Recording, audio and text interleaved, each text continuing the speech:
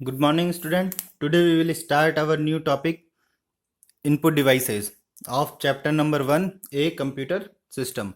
In previous classes, we have studied about data. एक बार हम इनको रिवाइज कर लेते हैं.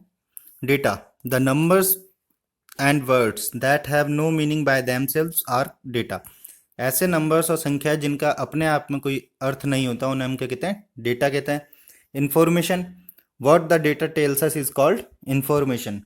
तो जो भी डेटा हमको कहता है उसे हम क्या कहते हैं? इंफॉर्मेशन कहते हैं. इसके बाद हमने पढ़ा था इनपुट प्रोसेस आउटपुट साइकिल के बारे में. तो इसमें हमने देखा था कि हम सबसे पहले क्या करते हैं? डेटा को एज ए इनपुट एंटर करते हैं कंप्यूटर के अंदर. उसके बाद कंप्यूटर इस डेटा को प्रोसेस करता है और हमें क्या देता है? आउटपुट देता है. इसके बाद हमने हार्डवेयर और सॉफ्टवेयर के बारे में थोड़ा सा पढ़ा था. हमारे कंप्यूटर के 4 मेन पार्ट होते हैं जो कि होते हैं कीबोर्ड, माउस, मॉनिटर और सीपीयू. सीपीयू की फुल फॉर्म होती है सेंट्रल प्रोसेसिंग यूनिट. ये चारों के भाग जो हैं ये एक साथ कार्य करते हैं और क्या बनाते हैं? कंप्यूटर सिस्टम बनाते हैं.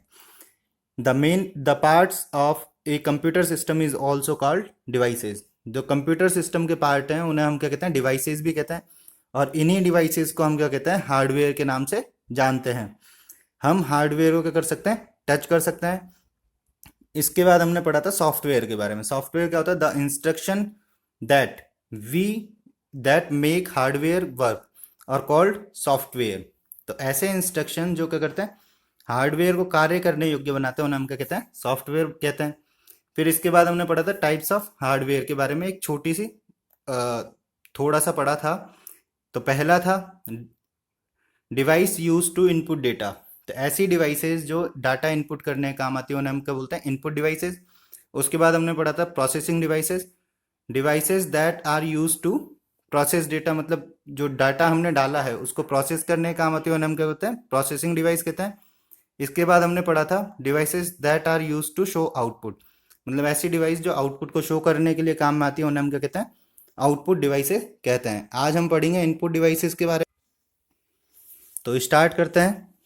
इनपुट डिवाइसेस चैप्टर में जैसे पहले हमने पढ़ा था, पहले हम वर्ड्स को पढ़ रहे थे, उनका प्रोनाउंसिएशन भी सीख रहे थे और साथ में उनका अर्थ भी सीख रहे थे. सेम अप्रोच हमको यहाँ पे भी अप्लाई करते हुए चलना है. स्टार्ट करते हैं. Input devices are use to enter data and give instructions to a computer. Again repeat. Input devices are used to enter data and give instructions to a computer. इसका अर्थ देखते हैं. इनपुट डिवाइसेस मतलब जो data को input करने का काम आ रही है. आर यूज टू काम में ली जाती हैं. To enter data, enter data मतलब डाटा डालने के लिए किसके अंदर? कंप्यूटर के अंदर. एंड मतलब और, गिव मतलब देती हैं, इंस्ट्रक्शंस मतलब निर्देश, टू ए कंप्यूटर, कंप्यूटर को. तो इनपुट डिवाइसेस डाटा को कंप्यूटर में डालने के लिए काम आती हैं और कंप्यूटर को निर्देश देती हैं. Some commonly used input devices are keyboard, mouse, microphone and scanner. Again repeat.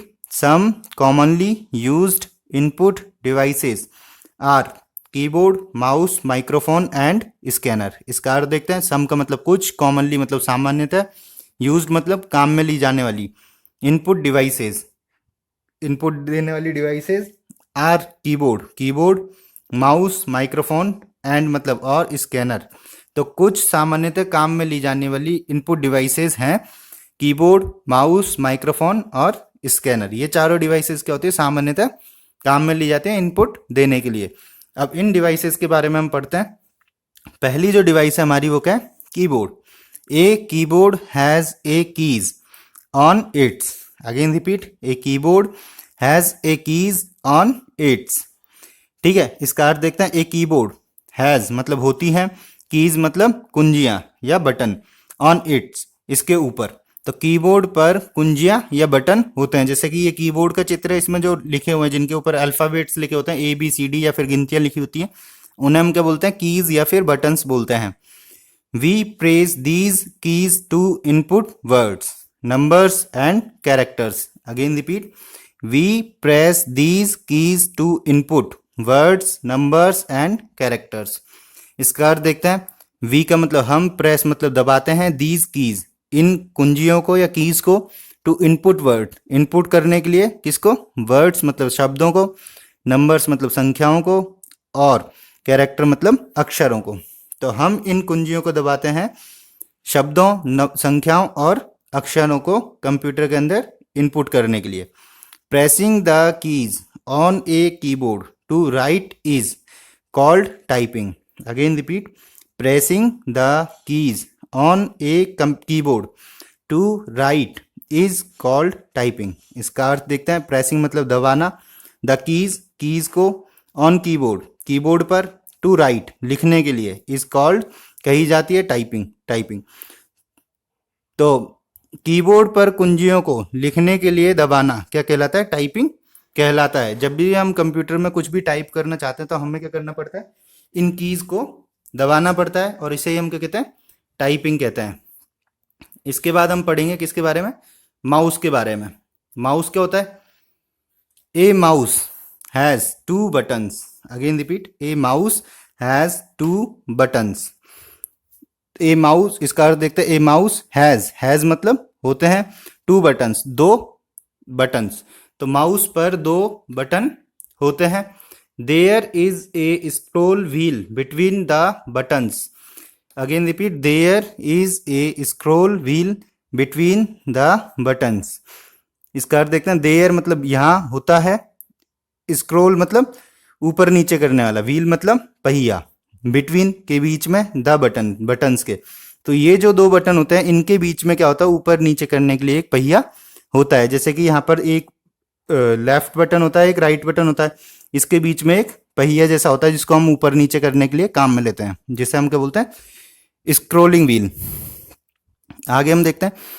We use a mouse to point at, select and move objects on the monitor. Again repeat, we use a mouse to point at, select and move objects on the monitor। इसका अर्थ देखते हैं। we मतलब हम use करते हैं, मतलब उपयोग करते हैं, ए माउस का, टू पॉइंट एट इशारा करने के लिए, सेलेक्ट चुनाव करने के लिए, एंड मूव और मूव मतलब होता है स्थानांतरण, ऑब्जेक्ट्स मतलब पदार्थों या वस्तुएं, ऑन द मॉनिटर पर। तो हम क्या करते हैं? मॉनिटर पर ऑब्जेक्ट्स को इशारा करने के लिए, चुनाव करने के लिए या फिर इधर उधर स्थानांतरण करने के लिए हम किसका उपयोग करते हैं? माउस का उपयोग करते हैं। We also use the mouse to draw and colour pictures. Again repeat, we also use the mouse to draw and colour pictures. इसका अर्थ देखते हैं। वी का मतलब हम, ऑल्सो मतलब भी, यूज मतलब उपयोग करते हैं, द माउस का, टू ड्रॉ करने के लिए, एंड कलर पिक्चर्स मतलब चित्र, कलर मतलब भरने के लिए, रंग भरना। तो हम माउस का उपयोग ड्रॉ करने के लिए और पिक्चर्स में रंग भरने के लिए भी करते हैं। अगला है हमारा नेक्स्ट जो इनपुट डिवाइस है वो है microphone. We use a microphone to record sound. Again repeat, we use a microphone to record sound. इसका अर्थ देखते हैं। वी का मतलब हम यूज करते हैं, यूज का मतलब उपयोग करना, माइक्रोफोन मतलब माइक्रोफोन, टू रिकॉर्ड मतलब दर्ज करना साउंड को। तो कंप्यूटर, मोबाइल या कंप्यूटर में साउंड को रिकॉर्ड करने के लिए हम किसका प्रयोग करते हैं? माउस का प्रयोग कर, उसका माइक्रोफोन का प्रयोग करते हैं। We can record and store music or our voice in a computer. Again repeat, we can record and store music or our voice in a computer. We का मतलब है हम, कैन का मतलब सकते हैं, रिकॉर्ड मतलब दर्ज या दर्ज करना, एंड का मतलब और, स्टोर का मतलब सुरक्षित करने या सेव करना, म्यूजिक मतलब संगीत को, और या अवर मतलब हमारी, वॉइस मतलब आवाज को, इन कंप्यूटर में। तो हम म्यूजिक को रिकॉर्ड और स्टोर कर सकते हैं और हमारी या फिर हमारी वॉइस को भी एक कंप्यूटर के अंदर स्टोर कर सकते हैं। अब नेक्स्ट जो हमारी डिवाइस है वो है स्कैनर के बारे में पढ़ते हैं। Scanner, we use a scanner to copy a picture or page into a computer. Again repeat, we use a scanner to copy a picture or page into a computer. इसका अर्थ देखते हैं। वी का मतलब हम, उसका मतलब उपयोग करते हैं स्कैनर का, टू कॉपी मतलब उसकी प्रतिलिपि बनाने के लिए, ए पिक्चर की और या पेज की, पृष्ठ की इनटू ए कंप्यूटर, कंप्यूटर में। तो हम स्कैनर का प्रयोग करते हैं, हम कंप्यूटर में चित्र या फिर पेज की प्रतिलिपि बनाने के लिए स्कैनर का प्रयोग करते हैं। We can see the picture or page on the screen. Again repeat, we can see the picture or page on the screen. इसका अर्थ देखते हैं। वी का मतलब होता है हम, कैन सी देख सकते हैं, द पिक्चर चित्र को, और या पेज को, ऑन द स्क्रीन पर्दे पर या स्क्रीन पर। तो हम पिक्चर या पेज को पर्दे या स्क्रीन पर देख सकते हैं। तो ये आज का हमारा टॉपिक कंप्लीट हो चुका है।